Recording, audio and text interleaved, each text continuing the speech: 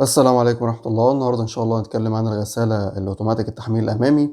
هنتكلم عن عيب أو مشكلة شائعة وناس كتيرة جدا ممكن تكون مرت بيها، وهي إنه اللوك بتاع الغسالة بيعلق أو الباب بتاع الغسالة بيعلق. فباجي أفتحه ألاقي الباب مش عايز يفتح. النهاردة هنقول لكم إن شاء الله إزاي الباب بنفتحه بشكل مؤقت لحد ما بيتم صيانة الغسالة أو بنستعين بفني علشان يصلح العطل اللي في الغسالة. وهنوريكم برضه او هنقول لكم على السريع ايه الاسباب اللي ممكن تخلي الباب ده يعلق والحل بيبقى ازاي.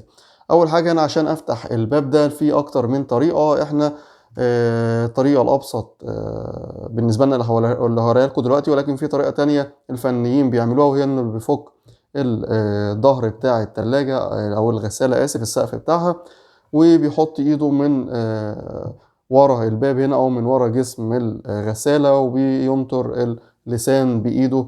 ولكن طبعا الناس غير الفنيين اللي هو ما عندوش فكرة هيبقى الموضوع ده ممكن صعب شوية عليه، وإن كان برضه هنحاول نوضحه لكم في فيديو الموضوع ده.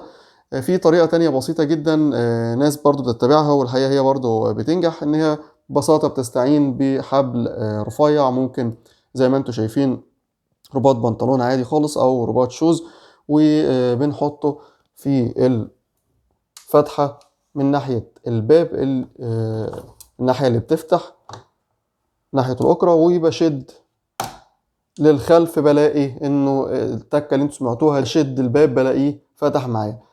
زي ما انتوا شايفين يا جماعة، هو كل اللي حصل إنه الرباط اتعلق في اللسان اللي هو بيقفل أو بيخش في اللوك، وبيشده لقدام شوية، وهو ده اللي أنا محتاج أعمله علشان الباب يفتح بكل بساطة.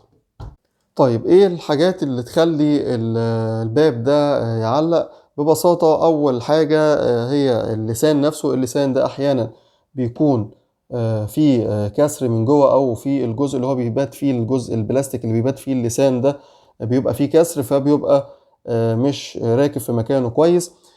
واحيانا بيكون اللوك بتاع الباب نفسه هو اللي فيه مشكلة، وكنا احنا عملنا فيديو قبل كده موضحين فيه طريقة تغيير اللوك ده لو معلق ازاي بنغيره. وفي حاجة تالتة، وهي انه الأكرة نفسها هي اللي فيها مش مشكلة، بتبقى مكسورة، فبحتاج اغير الأكرة. يعني دي بس الحاجات اللي ممكن تخلي زي ما قلنا الباب ده يعلق. ده كان الفيديو بتاع النهارده. يا ريت اللي شاف الفيديو يعمل لايك واشترك في القناة، ولو في اي تعليق او اي استفسار او اي حاجة مش واضحة كلمونا في التعليقات ان شاء الله وهنرد عليكم. شكرا، السلام عليكم.